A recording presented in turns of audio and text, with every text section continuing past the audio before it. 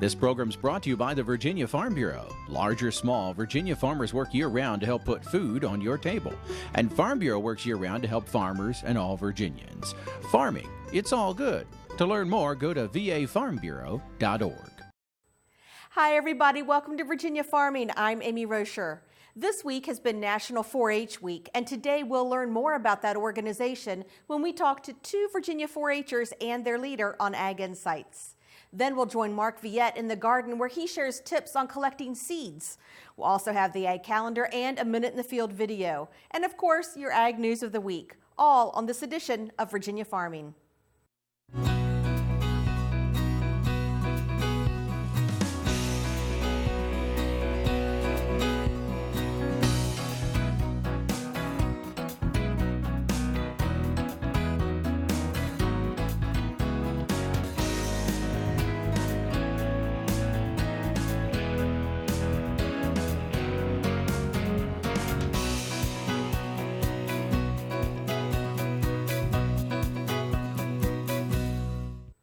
As the whole country seems to be crazy with all things pumpkin and pumpkin flavored, Governor McAuliffe has proclaimed October as Virginia Pumpkin Month. Virginia is home to approximately 200 commercial pumpkin growers who begin harvesting pumpkins around Labor Day and will continue until Halloween. And speaking of pumpkins, the winner of this year's State Fair Virginia Giant Pumpkin Competition broke his own record.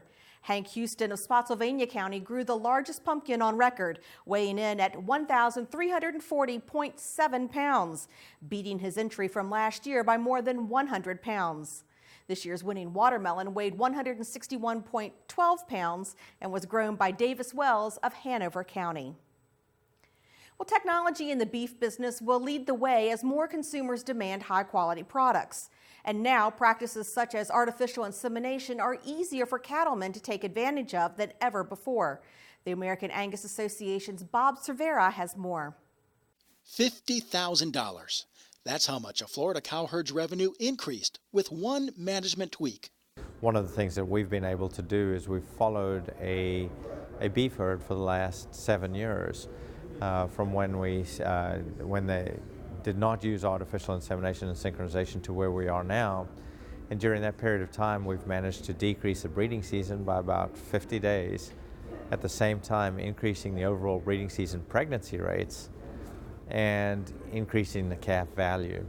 And I think a lot of people don't realize the net benefits of synchronization and AI together as an economic benefit. That $169 per calf increase comes from a tighter calving season, better rebreed rates, and a more uniform calf crop. Lamb says cattlemen and women who resist the technology typically cite the hassle factors. One is that it's complicated to select bulls or for artificial insemination or the synchronization protocols. The other one is facilities. They just don't feel they have facilities, or they don't have the time or the expertise to do it. Ultimately, that's how people don't AI for one of those 4 reasons.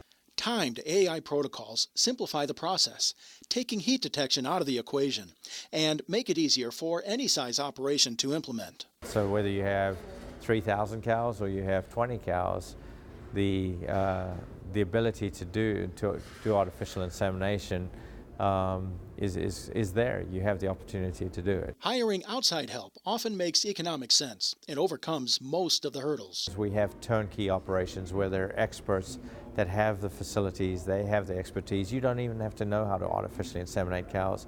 You can have somebody come onto the operation and do it for you. AI costs have not gone up with the rising price of bulls, which, Lamb says, should push more cattlemen toward the technology. Thanks, Bob. The deadline to enroll for the Dairy Margin Protection Program for coverage in 2016 has been extended until November 20th. The voluntary program provides financial assistance to participating farmers when the margin, or the difference between the price of milk and feed cost, falls below the coverage level selected by the farmer. To enroll in the Margin Protection Program for dairy, contact your local FSA county office. And to find your local FSA county office, visit the web address on your screen. Well, 4-H is the youth development program of the Cooperative Extension System of land-grant universities. It is the largest youth development organization with over 6 million young members throughout the United States. This week is National 4-H Week, and today we meet two 4-Hers and their leader. That's straight ahead on Ag Insights.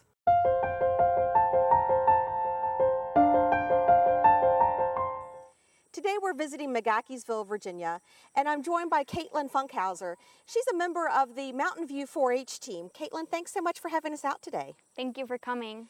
So, we're here in honor of National 4-H Week. How old are you and how long have you been in 4-H? I have been in 4-H for 3 years, and I started 4-H when I was 10. Okay, so you're 13 now, Yes. and you're in middle school. Yes. And what made you decide you wanted to join 4-H? Well, actually, I was taking, my leader, she was telling me that I really should join, and so I took her advice and I joined 4-H, and I've loved it ever since. Great. What's been some of your favorite projects you've worked on? Mostly market steers, because mostly that's the only one that I've done. Really? Now, Yes. did you show a steer at the fair this past year? Yes, I did. And how'd that go for you? It was very interesting because it was my first year and you're all kind of scared and you're looking at everybody else, trying to fit in with everybody. So it was quite the different experience and it was quite fun. But it's not all fun. It's a lot of hard work too, isn't it? Yes, it's a lot of hard work. Every day when you come home from school, you have to water them, feed them, and then you have to spend time with them and work with them, and then overall you have to halter break them. Okay. So how long did it take you to get your steer halter broke? Several months. Honestly, by fair time, they weren't quite how I wanted them to be, but they were very well broken. Can you take us through, you mentioned, feeding and watering after school, but what are some other things that you have to do to get yourself prepared to show, for instance, a steer at the fair? Well, I grew up on a farm, on a beef farm, so the steers and calves and cows were kind of right there out my back step. So I've grown up with them and know how they act, and when you're showing a steer, it takes a lot of responsibility, hard work, and some days will go better than others. Like some days you might have a great day, they'll walk perfect for you, they'll do everything you want them to do, and then the next day they're just... Not cooperating, huh? Yes. So they all have different personalities. Yes, every one of them do. My one calf, one year, his name was Buddy Goliath. He was huge. He loved everybody and everything. And then his partner, as we like to call him, their buddy, his name was Axel Bolt. He lived up to his name. Oh. He was the more he wasn't quite the friendly type. He was more the, oh, I'm big and bad kind of type. But then you always found that soft spot in him. So that's two totally opposite personalities. Now you say you found the soft spot in Axel Bolt. Does that make it harder for you to sell them when the fair's over? Yes, it makes it very hard. Honestly, I'm very bad about favoritism between the two. When I first got them, Buddy was my favorite because he was so lovable and easy to love on and so very kind and stuff. And Buddy G's mother is my pet cow.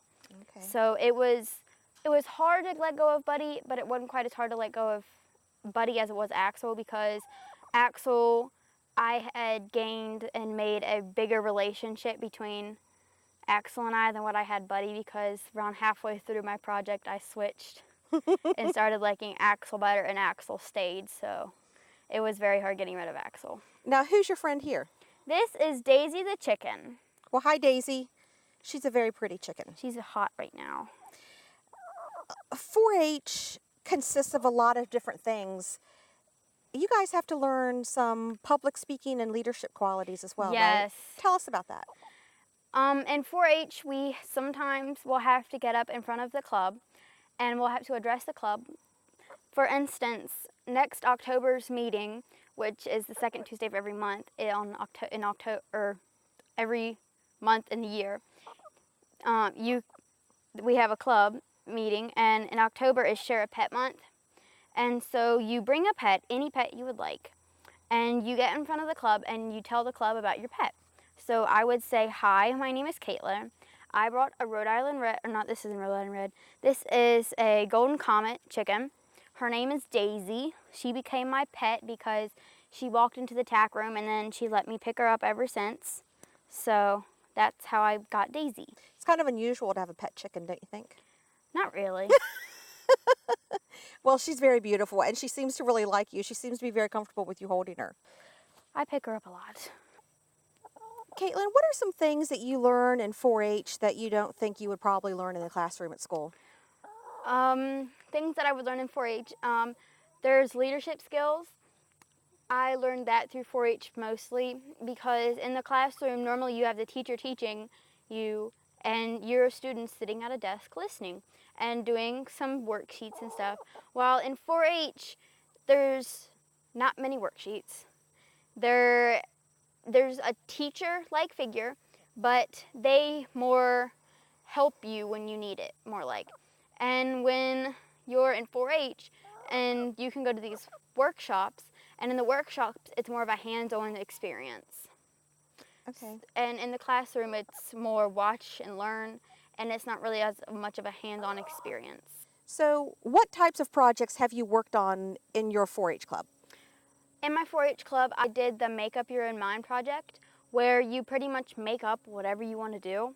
It can be from a timeline project to a chicken project. I actually did mine on the chicken project, from raising a chicken from a chick to a rooster and showing the rooster. And then the other years that I've been in 4-H, I've done market steers. And some things that I've done through 4-H that haven't been agriculture related was this past summer I did a sewing workshop where I got to make a skirt, a bag, and some few other community service things that the person that was running it, I'd give it to her and she would take it to this nursing home that had elderly people in it and give it to them. Oh, that's nice. So you're also doing community service is a big part of 4-H, isn't it? Yes. Now, if you have friends who are kind of interested in 4-H, what would you say to them? I would say you should definitely do it. It's a great opportunity for you. And you would have a lot of fun because most people in 4-H are very friendly. They're willing to help you all the way. Great. Now, you have a younger sister who just recently joined 4-H, don't you? Yes, she joined last month. Okay. Well, I think I'm going to go see if I can find her, and we're going to talk to her for a little bit. Okay. So we've caught up with Catherine Funkhauser and her friend Roxanne. Catherine, how old are you? I'm 8 years old. You're 8. And how long have you been in 4-H?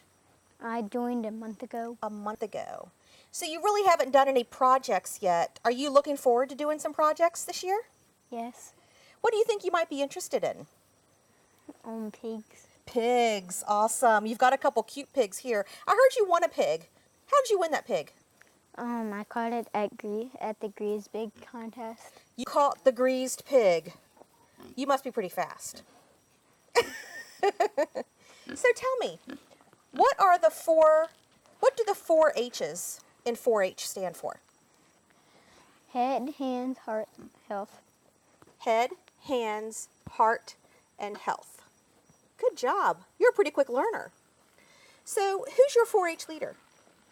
Miss Hensley. Miss Hensley. And you know, I saw her around here. I think I'm going to go see if I can find her and talk to her. Is that okay with you? Mm-hmm. All right. Thank you. So I finally called up with Joanne Hensley.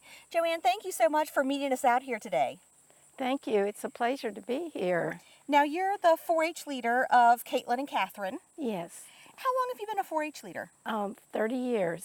30 years. What kind of things do you think that kids learn in 4-H? Well, at the Mountain View 4-H Club, we take and promote leadership more than any other project that we have. But there are so many other projects that you can take. But leadership is our main one. Besides animals, some people think that agriculture is more in 4-H, but it really isn't. They can take projects such as hobbies, which includes Bible collection and any hobby that you want to take. Dollhouse is another really nice project in that. And also there's bicycling, jogging, and of course the cat care and dog care, and cooking and sewing, and it's just so many. So A child really doesn't have to live here on the farm to be a 4-H member, do they? No, most of them do not live on a farm. But if there are kids who don't live on a farm who might be interested in the agriculture experience, can you kind of get them acquainted with a farmer to help them do their projects? I have. And I have gotten them hooked up if they're really interested in it. Okay. I want to go back and talk a little bit about leadership skills. What are some things that these kids are learning in 4-H that they're probably not going to learn in a typical classroom environment? We have what we call presentation night, and each 4-H'er does a presentation. You'd be surprised. Some of them start out very young and do a great job, and they continue with it. And then for county level, they can take their presentation to county level, and if they take and make a good grade there, then they possibly could go to district, and then if they're old enough, they go to state. And I think the kids learn so much. You know, we go out and travel all over the state talking to different people all the time, and I think it's pretty easy to spot a child that has been in 4-H. They're very well spoken, and it seems like they just learn so much in that environment. I think so. I've had teachers to actually tell me that they can tell the 4-H'ers that's been in our club. That really says something for your club. It does. It really does. So if someone's interested in joining 4-H, what do you suggest they do? They should contact the county extension agent in the county where they live. Okay. And most of the time, people like to be in the 4-H in the county where they live. And most counties, I know here in Virginia, most counties do have 4-H clubs. Yes, they do. Well, thank you for the job that you're doing. We really appreciate it. Thank you. And thanks for joining us out here today. Thank you. We'll be right back.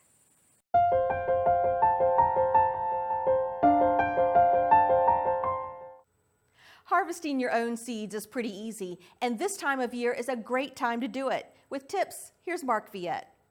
Throughout the year, you can collect your own seed right out of your own garden. You can take these seeds and then over the winter or next year, you can germinate them, maybe right in the garden, or you can germinate them indoors like you would your vegetables, and you can end up with thousands and thousands of plants. Let's say you want to harvest your own daily seed or your own peony seed. And for example, here, we will take our shears, and on your peonies, you almost need to harvest them before the peony stems lay open or lay over, and you just come in here like this, and you need some kind of a tray. You keep them upright till you're ready, and pretty much you can see all the peony seeds right here, ready to be planted in the fall. And then they should come up sometime next year and produce little baby seedlings. One of my favorite plants to collect seed from is known as wild indigo. Used to be used as a dye many years ago. They come available in blue. This is known as Baptisia australis. It's the blue wild indigo. But now they have white flowered forms, yellow flowered forms, and they're easy to propagate on your own. So all you'll do is and again, you can hear the seed, that the seed is definitely ripe, and you want to collect this before these little pods begin to break open, and they're just beginning to break open. So what I like to do is just go through in the garden and by hand, gently prune, and you might want to prune a couple basketfuls or a couple handfuls of this, and probably each out of this here you probably have 400 seed, 300 seed just out of this one stem right here. Now keep in mind, some of these plants I'm talking about can be divided. Dahlias can be divided, peonies can be divided in the fall, rudbeckia, black-eyed Susan can be divided in the spring. But if I want to produce lots of them, I'm going to harvest the seed. And it's easy to do. What you're going to want to do is, first of all, look at the flowers and make sure that they're harvested at the correct point in time. This here is not quite ready yet. On rudbeckias, you want to wait till these petals wither away like what you see here.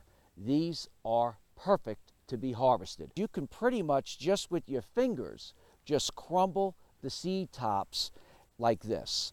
And then what you're going to have is, if you blew away everything, nope, there's the seed right there. When you blow away the petals or the debris, you can use some of these little rotating fans where you can control the force of the wind. One of my favorite flowers, hollyhocks. It's a biannual. It grows the first year and then it blooms either later that year or the following year. Easy to just go ahead. This is one you do more by hand, and you take the seed pods and then you just sort of like crush the seed pods. You can then blow away the old debris because you really don't want to store the debris. And as you get some of the seed pods with more mature seed, they pretty much come out just on their own, just like this. So you gently use your fingers to remove the seed, and then once you're done, you can take the seed and store it in Ziploc bags. A lot of seed we store in the refrigerator. It really depends on what you want to do. And then here you have your seed. And imagine if you collected all the seed, this would probably be half filled with hollyhocks. Another one that we'll do, that we've harvested, is the Baptisia. This one's a little different. Take a paper bag, then you go ahead and you're going to take your seed pods and set them in the paper bag. Not all of them at once, like this. And then you're going to take them and you're going to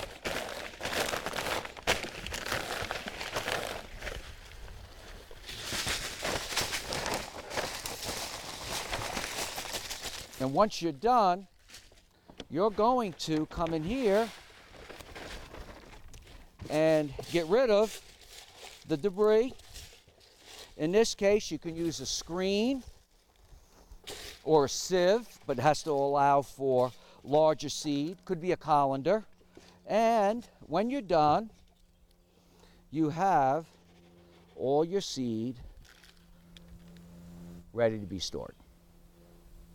If you want to fill your garden with a pink blooming annual poppy, you can collect your own seed from year to year. What I did is took a large container, shake it, stir it, to really try to get the seed that's in there. And I'm not going to get all of it the first time. And take the seed, it's going to come out. You can see all the seed. Looks just like poppy seed that you get on bagels and so forth. And when I'm done, I'm going to kind of sift it. And what's happening is the seed is falling through. Once I've collected the seed, I will then take a Ziploc bag. And when I'm done, I like to get all the air out and store the seed, stick it in the fridge, and seed it out in the garden in the spring. Or with many of these seeds, I could scratch them in the surface after November so the seed does not come up till spring, and I can fill my garden with all these blooming blues and pinks and purple plants. I'm Mark Viette. Join me next time in the garden. Taking a look at the ag calendar, Drumheller's Orchard Apple Festival will be held October 17th through 18th in Lovingston. You can enjoy the beautiful scenery, delicious apples, cider, and many family activities. For more information and directions, visit drumhellersorchard.com. That does it for our show. Thanks so much for watching and have a great week. I'm Amy Rocher for Virginia Farming.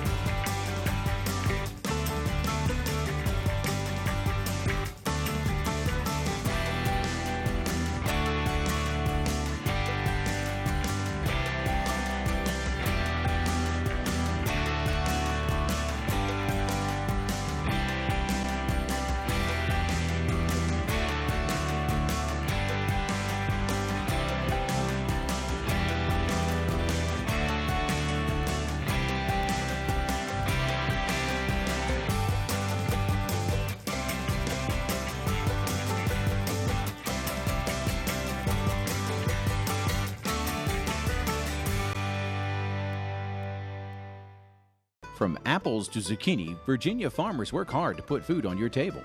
And Farm Bureau works year-round to help farmers and all Virginians. Farming, it's all good. To learn more, go to vafarmbureau.org.